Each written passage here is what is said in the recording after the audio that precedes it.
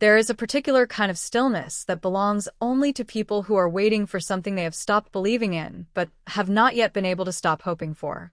Thomas Whitfield had seen a great deal of that stillness in his life, mostly in hospital corridors, but he had never seen it worn so gracefully or so completely as he saw it on the woman who sat on the third bench of platform for every Sunday at exactly 17 minutes to 5. He did not know her name for the first 11 months. He knew her coat, charcoal gray, a size too large, the left cuff slightly frayed in a way that suggested it had once belonged to someone taller than her.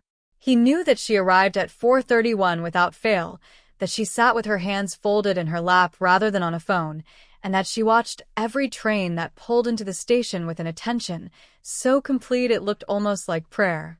He knew that when the doors opened and the passengers came pouring out in their ordinary hurry, her eyes moved across every single face before the platform emptied again. He knew that no face she found there was ever the one she wanted. And he knew, because he had watched this happen 51 times by then, that at 5:03, when the last scheduled train of that hour had come and gone, she stood, smoothed her coat, and walked out of the station alone, the same way she had walked in. Nobody at Ashworth Station knew her real name. The younger staff called her the Sunday Woman, mostly with affection, occasionally with the particular cruelty that comes from people who have never learned what grief costs. Tom never used the nickname.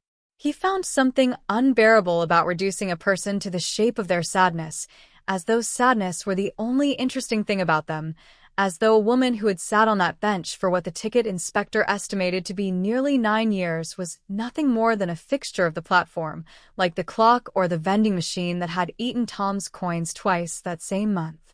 He was 39 years old, and he had worked the evening shift at Ashworth for 2 years, ever since his wife's illness had made the hospital's day shift impossible to keep in her death. 6 months later, had made it impossible to want. Grief, Tom had discovered, does not announce itself as an event with an ending. It announces itself as a new geography, and you either learn to live inside it or you spend the rest of your life trying to find the door back out. He had chosen, mostly without deciding to live inside it. The night shift suited a man who no longer had anyone waiting for him at home. The platform announcements, the schedule boards, the particular hush of a station after the last commuter trains had gone, all of it fit around the shape of his loneliness the way a good coat fits around a body that has grown thinner than it used to be. He noticed the woman on platform for the way you notice weather. Gradually, and then completely. By the 3rd month, he had started leaving her tea. He never announced it as a gesture. He simply began setting a paper cup on the far end of her bench on the nights it rained, the way another man might leave a coin on a park statue, an offering made without expectation of acknowledgement. The first time, he had watched from the ticket booth to see whether she would notice it, half certain she would let it go cold rather than accept anything from a stranger. She had noticed it within a minute. She had looked at the cup, then looked toward the booth, toward him, for exactly as long as it takes to decide something is not a threat. Then she had picked it up and held it in both hands without drinking it, the way people hold things less for warmth than for the simple fact of having something to hold. She never thanked him in words. But the following Sunday, when it rained again, she had glanced toward the booth before he'd even reached the platform with the cup, as though she had been waiting to see if he would come. That was, Tom would later understand, the beginning of something, though at the time it felt like nothing at all. It felt like the small, quiet mercy that people extend to each other in passing, the kind that costs nothing and means nothing, and is forgotten within the hour. It was not forgotten. By the 6th month, Tom had learned 3 things about her without ever asking a single direct question, because there is a way of learning a person that has nothing to do with interrogation and everything to do with patience. He learned that her name was Adele, because one evening a station volunteer collecting donations for a children's hospital had approached her with a clipboard and asked her name for the receipt, and Tom, refilling the coffee machine 11 feet away, had heard her answer, without meaning to. Adele Ashford. He had turned the name over in his mind for the rest of the shift the way a boy turns over a coin he's found on the sidewalk, uncertain why it seems to matter so much that it's his now. He learned that she read constantly while she waited, always the same worn paperback. Its spine cracked so many times the title had become illegible, though he suspected, from a glimpse of the cover one evening, that it was a book of poetry rather than a novel. People who wait for trains that carry the people they love generally read novels, something to disappear into. People who read poetry while they wait, Tom thought, are usually not trying to disappear from the waiting at all. They are trying to understand it. And he learned, mostly by accident, on an unremarkable Tuesday that had nothing to do with Sundays at all, that Adele Ashford did not only come to the station once a week. He was covering a colleague's shift, an afternoon slot he never usually worked, and he saw her at 4:31 exactly in the same coat, on the same bench, on a day that was not Sunday. He said nothing. He did not even let himself be seen seeing her. But something in him rearranged itself that afternoon, some private understanding shifting its foundations, because a woman who came only on Sundays was, perhaps, honoring a memory. A woman who quietly returned on a random Tuesday, when nobody was supposed to notice, was doing something closer to searching. He began, without deciding to, counting the days until Sunday. He told himself it was concern. He told himself, on the nights he could not sleep and found himself staring at the ceiling of an apartment that had felt too large and too quiet since Marion died, that what he felt toward the woman on platform 4 was simply the natural sympathy of one grieving person recognizing another. He was, after all, a man who understood what it meant to build a life around an absence. He knew what it cost to keep a chair at the table you never sat in, to keep a name in your phone you would never call again. He told himself this was recognition, not attachment. He was not being entirely honest with himself, and some part of him knew it, the same part of him that had started arriving at work 11 minutes earlier every Sunday for no reason he would admit to, the same part of him that had begun noticing what the light did to her hair when the platform lamp switched on at dusk, gold catching in brown the way it does in the moment just before a photograph becomes a memory. He did not ask her why she waited. Not for a long time, because some question, once asked, cannot be unasked, and some silences, Tom understood, were the only thing keeping a person standing. It happened on a Sunday in late October, when the platform had gone the particular cold of autumn that makes strangers stand closer together, without meaning to, and the 4:47 train arrived 12 minutes late. Adele had been sitting with her coat pulled tight, and her paperback closed in her lap, not reading, simply watching the empty track the way a person watches a door they expect, against all evidence, to open. Tom had come out to check the platform boards, an excuse he had gotten quite skilled at manufacturing, and found himself standing near her bench longer than the task required. "They've had a signal fault outside Marrow," he said, mostly to fill a silence he could no longer bear leaving empty. "Should be through in 10 minutes. She looked up at him. It was, he would realize afterward, the first time she had looked directly at his face rather than past him toward the tracks. "You always know exactly how late they'll be," she said. Her voice was lower than he'd expected, worn smooth at the edges the way voices get from disuse, from talking mostly to yourself. 10 years on the railway teaches you the lies the signal board tells," he said. "It's never as bad as it says. Except when it's worse." Something moved at the corner of her mouth. Not quite a smile. The suggestion of one. The shadow it casts before it arrives. "That's either very comforting or very ominous," she said. "I can't decide which. Neither can I most days." She looked back, toward the tracks. He thought the conversation had ended, the way most small kindnesses between strangers end, evaporating into the ordinary noise of a station. He turned to go. "Thank you for the tea," she said, to his back. "All those months. I should have said it before now." He turned around. "You don't strike me as someone who owes strangers explanations for her silences." "No," she agreed. "I don't."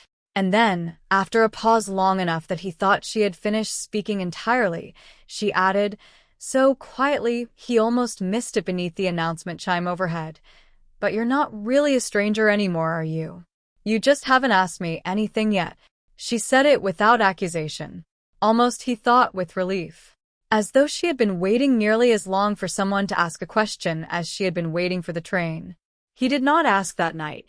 The 4:47 arrived 9 minutes later, and her eyes moved across every face on the platform the way they always did, and found nothing they were looking for, the way they always did, and at 5:03 she stood and smoothed her coat and walked out into the dark.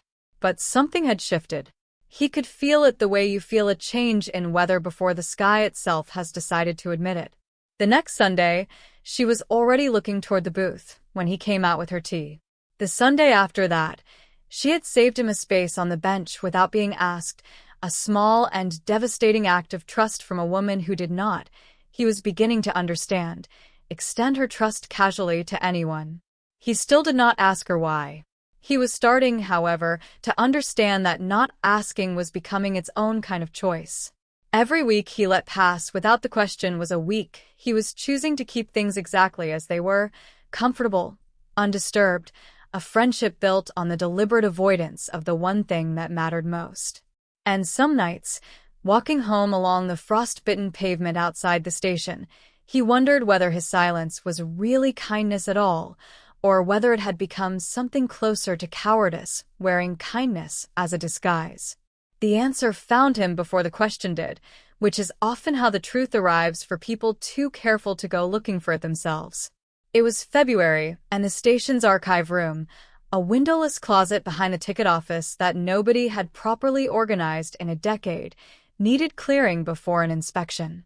Tom had drawn the task on a slow Wednesday, and somewhere in the third box of yellowing incident reports and decommission timetables, he found a folder that did not belong there. A folder of local newspaper clippings, kept for reasons no one now living could explain, concerning a soldier from the town, a young man named Daniel Ashford, reported missing in action 9 years earlier during an overseas deployment that the paper described only in the careful, bloodless language newspapers use when they do not yet know how a story will end. Tom sat very still in the archive room for a long time. Ashford. The same name Adele had given the volunteer with a clipboard. A name common enough, he told himself, that the connection might mean nothing at all. But he read the article twice, and the second time through one line stopped his breath entirely.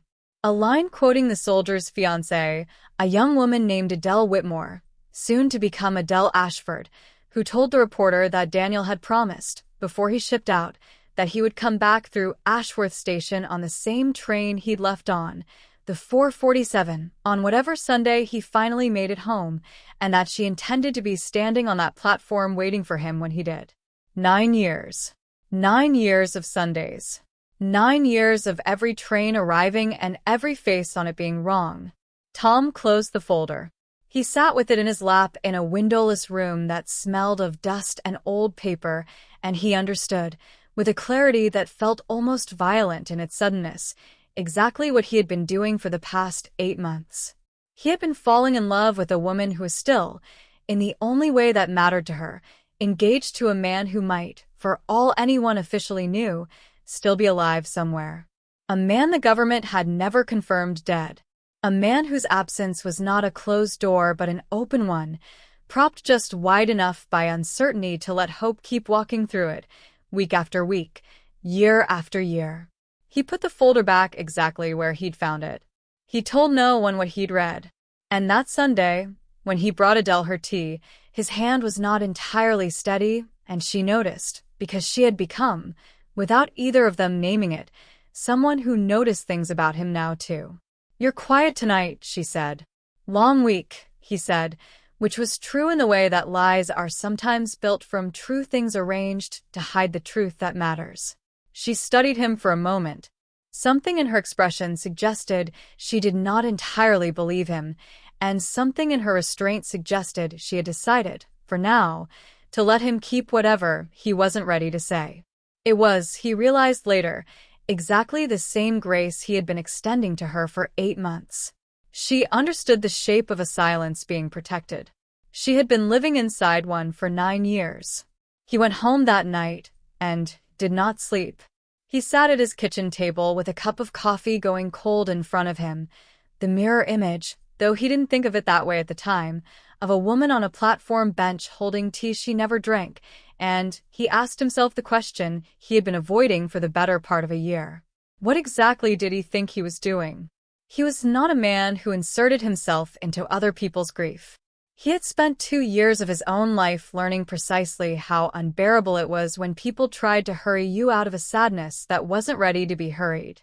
And yet here he was, leaving tea on a bench, memorizing the sound of a woman's laugh, feeling something in his chest lift every time she looked toward the booth before he'd even reached the platform, all while she remained faithfully, devastatingly loyal to a man who had never come home and had never, in any way that could be called official, been declared gone for good. He thought about walking away, simply not bringing the tea the following Sunday, letting the friendship recede quietly back into the ordinary distance between strangers before it became something that could genuinely wound either of them. He thought about it for 6 days.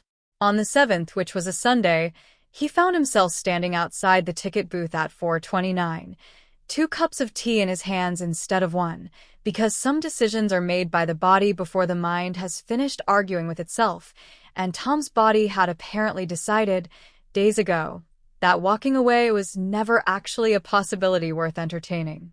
Spring arrived the way it always did at Ashworth, reluctantly, a few degrees at a time, until one Sunday in April the platform lamps came on against a sky that hadn't yet finished being blue, and Adele arrived without her coat for the first time in the 10 months Tom had known her.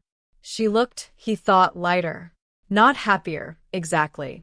Lighter in the specific way a person looks when a weight they have carried so long they've forgotten its shape has, for one afternoon, been set down somewhere just out of sight. "You look like spring agrees with you," he said, setting the tea beside her, an offering that had become ceremony rather than gesture months ago. "Spring makes it worse, actually," she said, and there was no self-pity in it, only a plain, tired honesty. "Everyone else looks like they're starting something. New coats, new plans. I just keep doing the same thing I did in winter. It's harder to feel patient about waiting when the rest of the world looks like it's moving on without you." It was the closest she had ever come, in 10 months, to naming the thing she waited for. Tom sat down beside her without being invited, which he had never done before, and something about the ordinariness of the motion, 2 people sharing a bench the way people who know each other well simply do, made the moment feel larger than it was. "Can I ask you something?" he said, and felt his own heart stumble over the question before his mouth had finished forming it. She turned to look at him. There was a wariness in her expression, but beneath it, something else. Something that looked almost like relief.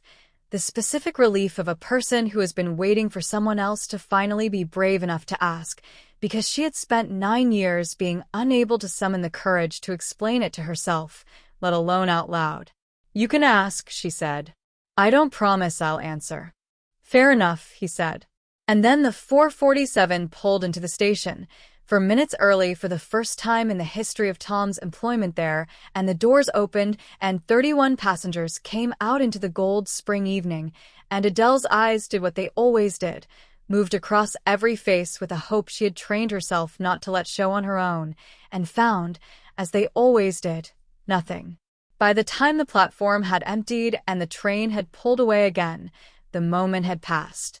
Adele stood, smoothed the front of a coat she wasn't wearing, an old habit performed on a body that no longer needed it, and said, "Next week. Ask me next week. I promise I'll answer." She did not make it to the following Sunday.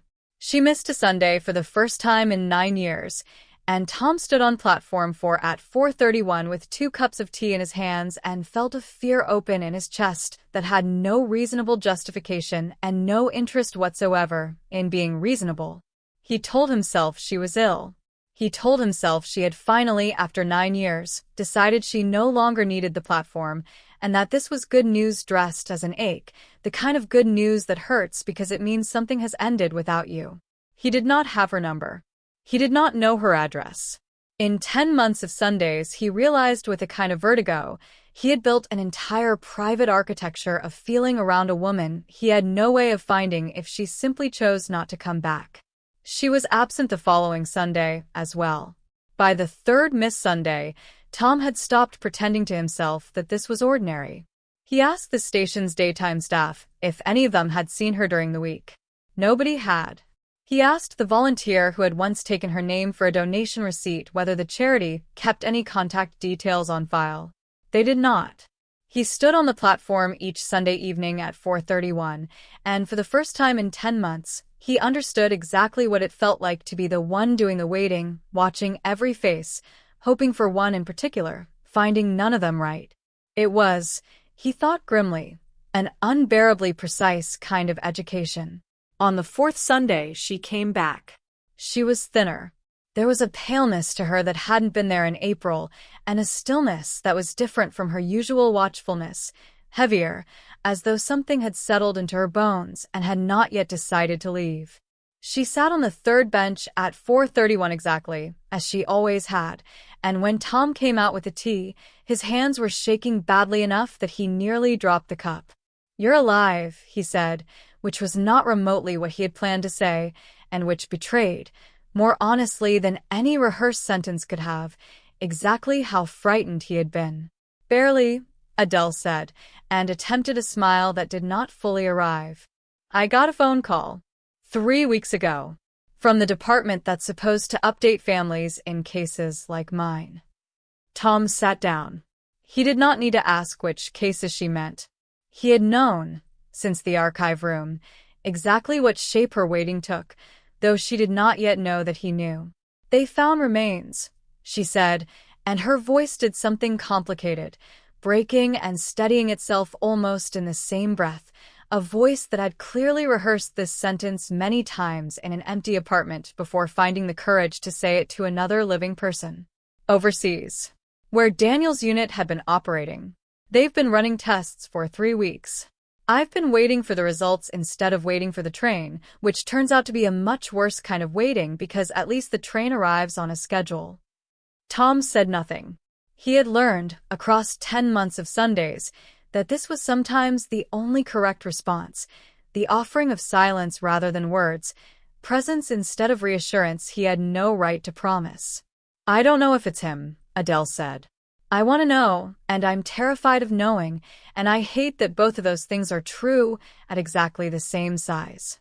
Does that make any sense to you?" "More than you'd probably like it to," Tom said quietly, thinking of Marianne, of the 6 months between her diagnosis and the ordinary Tuesday afternoon when hoping and dreading had finally stopped being two separate things and become, unbearably, the same single feeling. Adele looked at him for a long moment, something shifting behind her eyes, a question forming that she did not yet ask. "You know something," she said. "About me. You've known for a while." It was not an accusation. It was, if anything, gentler than he deserved. "I found an old newspaper clipping," he admitted, "in the station archive. Months ago. I should have told you I'd read it. I'm sorry I didn't." She absorbed this without visible anger, which was somehow worse than anger would have been, because it meant she had already, quietly, forgiven things far larger than this one. "Then you already know why I ask you never to ask me why," she said. "Because there was never a why that could fit in an ordinary conversation on a train platform. There was only ever a 9-year-long unanswerable question, and I didn't know how to hand you something that heavy without it changing everything between us." "It's already changed everything between us," Tom said, before he could stop himself. "It changed the day you saved me a seat on this bench without being asked." The platform lamps flickered on around them, early, the sky not yet finished with its color. Neither of them moved to leave, though the 4:47 had already come and gone unremarked, the first Sunday in 9 years. Tom would later realize that Adele had let a train pass without once looking toward its doors. The confirmation came on a Wednesday, which felt, Adele would say later, like exactly the kind of cruelty grief specializes in, delivering its verdicts on days that hold no ceremony, no ritual, nothing to soften the blow, just an ordinary afternoon interrupted by a phone call that rearranges the entire architecture of a life. It was Daniel. The remains matched. 9 years, for months, and 11 days after he had boarded the 447 out of Ashworth Station and promised to come back through those same doors, Adele Ashford finally received the one piece of information that both ended her waiting and, in the same unbearable breath, made it real in a way that hope had never once allowed it to be. She did not come to the station that Sunday. Tom understood, standing alone on platform 4 with 2 cups of tea going cold in his hands, that some griefs require a door to be closed in private before they can be carried out into any kind of daylight, let alone a train platform full of strangers who had spent 9 years quietly, unknowingly, witnessing the most important vigil of her life. He did not go looking for her. He respected, even in his own aching worry, the shape of the space she had asked for without asking. But he left, that evening, a note with the station's daytime supervisor, a woman he trusted, along with his own phone number, in case Adele ever wanted it, in case the silence between them ever needed a door of its own. She called him 9 days later. The same number of days, though neither of them would remark on the symmetry until much later, that Adele had once needed to decide whether her 9 years of waiting could survive learning the truth about the man who had been keeping her company through the last year of it. "I buried him on Saturday," she said, no greeting, her voice steady in the particular way voices are steady when the person speaking has cried every possible tear available to them and has, for now, simply run dry. A proper service. My mother came. His parents came. It was strange, Tom, standing at a funeral for someone I said goodbye to 9 years ago, and have somehow been saying goodbye to every single Sunday since, and discovering that none of those 9 years of goodbyes had actually prepared me for this one at all. Grief doesn't practice well, Tom said. I don't think it's built to. No, she agreed. It isn't. There was a silence on the line, not an empty one, the kind of silence two people share when they are both aware that something enormous is standing just behind the next sentence, waiting to be let into the room. I don't know how to stop, Adele said finally, and for the first time since he'd known her, her voice cracked entirely open. 9 years of Sundays. I don't know what a Sunday is supposed to feel like without the platform in it. I've built my whole life around a shape that doesn't exist anymore, and I don't know what's underneath it. Tom thought, for a long moment, about every version of comfort he could offer her, and discarded each one as either too small or too soon. Come to the station this Sunday, he said instead. Not to wait. Just come. I'll be there anyway. We'll figure out together what a Sunday's supposed to feel like now. There's no rule book for this part. We'll just have to write one. Another silence, softer this time. You do that, she said. Not quite a question. I've been doing it for 10 months already, Tom said. I was just too much of a coward to call it what it was. She came. Of course she came, though neither of them said the word of course out loud, because some certainties are too fragile to name before they've had the chance to prove themselves true. She sat, not on the third bench this time, but at the small cafe table just inside the station entrance, the one with the wobbling leg that Tom had never gotten around to fixing, and when the 447 pulled in, and its doors opened and 30-some passengers spilled out into the ordinary business of arriving somewhere, Adele did not look toward the platform at all.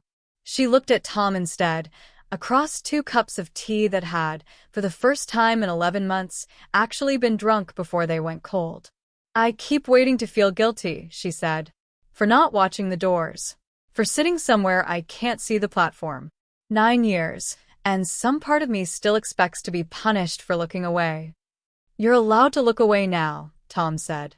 That was the whole terrible, unfair, impossible price of the last 9 years.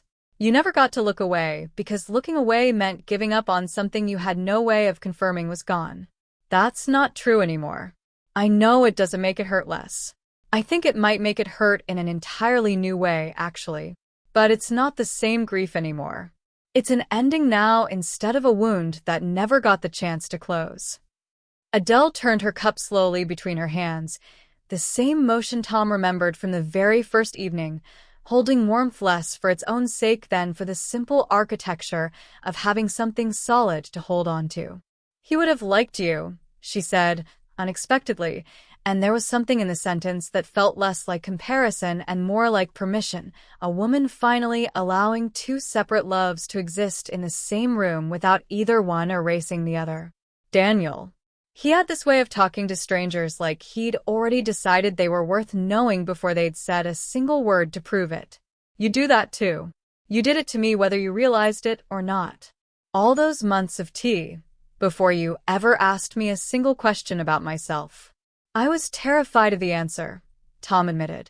I think some part of me already suspected what it would cost me to ask. And now you know, Adele said. Was it worth it? Knowing? Tom considered the question honestly, the way it deserved to be considered, rather than reaching for the easy, romantic answer that would have felt good to say, but might not, in that moment, have been entirely true yet. Ask me again in a year, he said. I think the honest answer is still being written. She smiled then, a real one this time, the first Tom had seen that reached all the way to her eyes, and something in his chest loosened that had been held tight for 11 months, or perhaps for 2 years, or perhaps, if he was honest with himself, for as long as he had understood what it meant to build a life entirely out of the careful management of loss. They did not fall into each other's arms that afternoon. Real endings, the kind that actually hold, are rarely built in a single scene, and both of them, having each spent years learning the geography of grief from the inside, understood this better than most. What happened instead, over the months that followed, was slower and, in its own way, far more remarkable. Adele kept coming to the station on Sundays, not because a schedule demanded it any longer, but because she had discovered, somewhat to her own surprise, that she wanted to. The platform that had once been the site of 9 years of unanswered hope slowly became something else entirely, a place where she met a man for tea and conversation that had nothing at all to do with waiting for anyone to walk through a set of train doors. Tom, for his part, requested a transfer to the day shift for the first time in 2 years, a small administrative decision that meant, in practice, that he no longer had to build his entire life around the architecture of the night, around a job that had once suited a man with nowhere else he needed to be.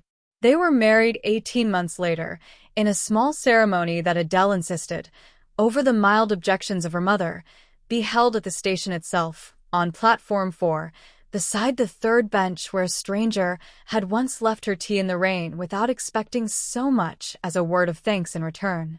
It felt right, she told the small gathering of guests, in the brief remarks she'd prepared and then mostly abandoned in favor of speaking plainly. This platform held 9 years of a grief I didn't know how to carry alone. It seemed only fair that it should also hold the beginning of whatever this is. I don't think you get to choose where the important things in your life happen. I think you only get to choose whether you show up for them when they do. Tom, standing beside her in a coat considerably newer than the charcoal gray one she had finally, at his gentle encouragement, retired to the back of a closet, thought about the folder in the archive room and the tea he had left in the rain, and the 11 months he had spent too afraid to ask a single question, and understood, standing there, that some of the most important things a person ever does are the quiet ones. The ones that look from the outside like nothing at all. A cup of tea set down on a cold bench. A silence protected rather than filled.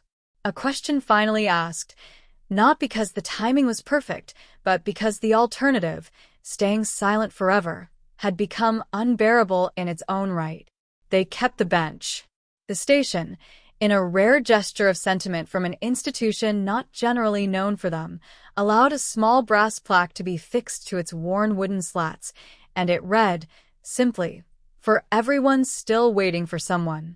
May you find, while you wait, that you were never as alone in it as you believed. Adele visits it still, sometimes, though not every Sunday anymore, and not out of the old compulsion that once held 9 years of her life in its grip. She visits the way you visit any place that holds a chapter of your life you are not ashamed of, even the painful parts, especially the painful parts, because the waiting, in the end, had not been wasted time at all. It had been the shape love takes when the person you love cannot come back to receive it directly, poured instead into a Sunday ritual, into a bench, into a stranger's small kindnesses that arrived so quietly she almost missed them. Daniel's name is carved into a small memorial near the station entrance now, alongside others from the town who did not come home. Adele passes it every time she visits, and she always stops, briefly, to rest 2 fingers against the cool stone of his name, a private gesture that asks nothing of anyone watching and explains nothing to anyone who might wonder. And then she walks the rest of the way down the platform, to where a man who once left tea for a stranger in the rain is usually waiting for her by the 3rd bench, not because a schedule demands it, not because grief has trapped either of them in a ritual they cannot escape, but because they have chosen, deliberately, freely, on purpose, to keep showing up for each other. There is a particular kind of stillness that belongs only to people who are waiting for something they have stopped believing in, but have not yet been able to stop hoping for. Tom Whitfield had learned that stillness well, once, from the other side of a train platform. He knows now that there is another kind of stillness entirely. The kind that comes after the waiting ends. The kind that isn't empty at all, but full, quietly, permanently full, of everything 2 people finally allowed themselves to stop postponing. If someone in your life has ever waited for you, faithfully, patiently, without ever once demanding that you explain yourself, tell them. Today, if you can. Some doors don't stay open forever, and some of the people standing quietly on the other side of them have been more patient than you will ever fully know.